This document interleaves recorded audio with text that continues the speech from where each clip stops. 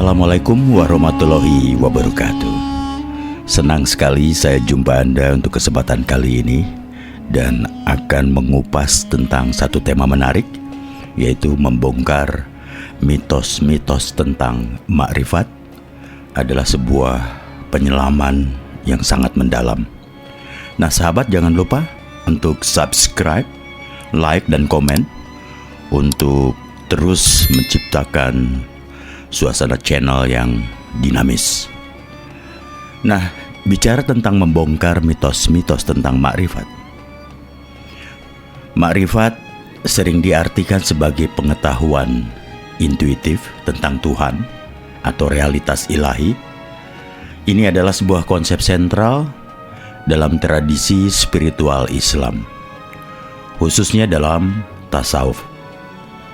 Namun, seiring waktu, banyak mitos dan kesalahpahaman menyelimuti pemahaman tentang makrifat yang menjauhkannya dari esensi sejati.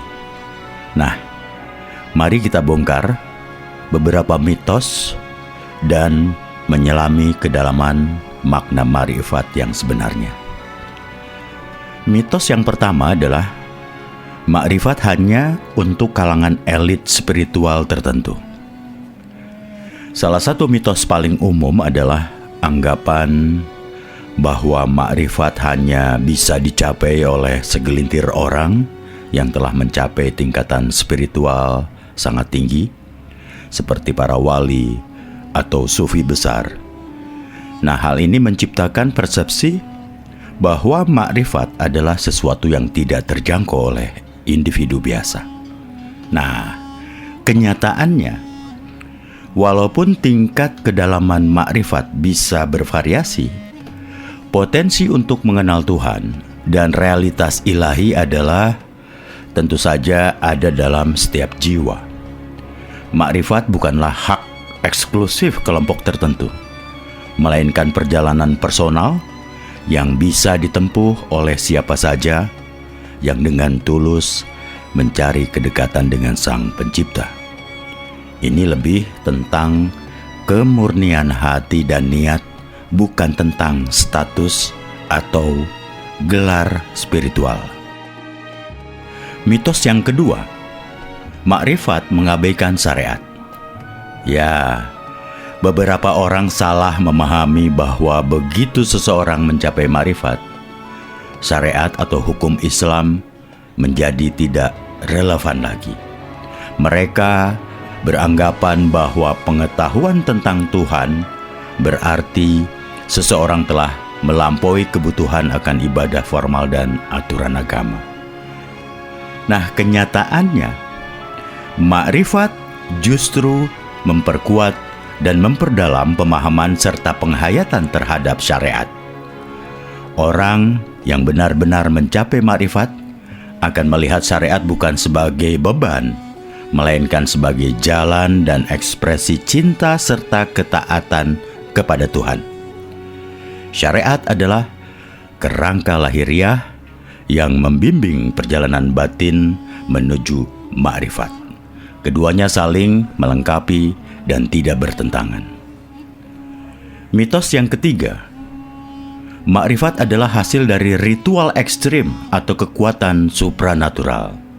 Ya, memang ada anggapan bahwa makrifat bisa diraih melalui praktik-praktik ritual ekstrim seperti puasa berkepanjangan yang tidak wajar, zikir dengan jumlah yang tidak terbatas, atau bahkan melalui perolehan kekuatan supranatural. Mitos ini seringkali dikaitkan dengan klaim-klaim mistik yang berlebihan.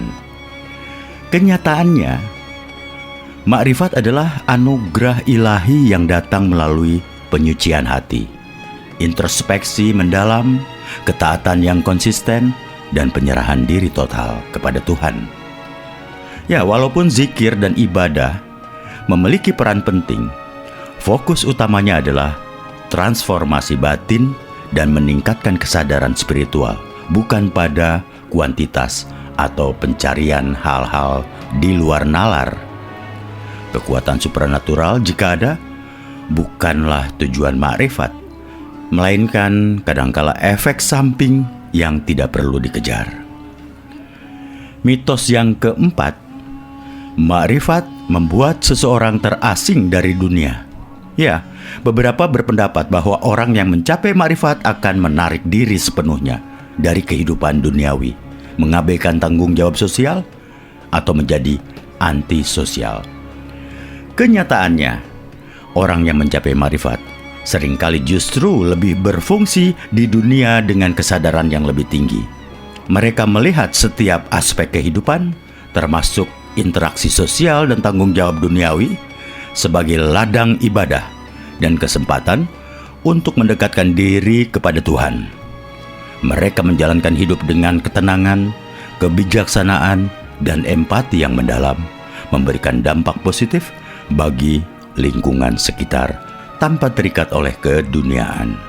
Jadi, makrifat bukanlah konsep yang misterius dan tidak terjangkau. Ini adalah perjalanan spiritual yang mendalam, di mana seseorang berusaha mengenal dan mencintai Tuhan dengan segenap hati dan jiwa.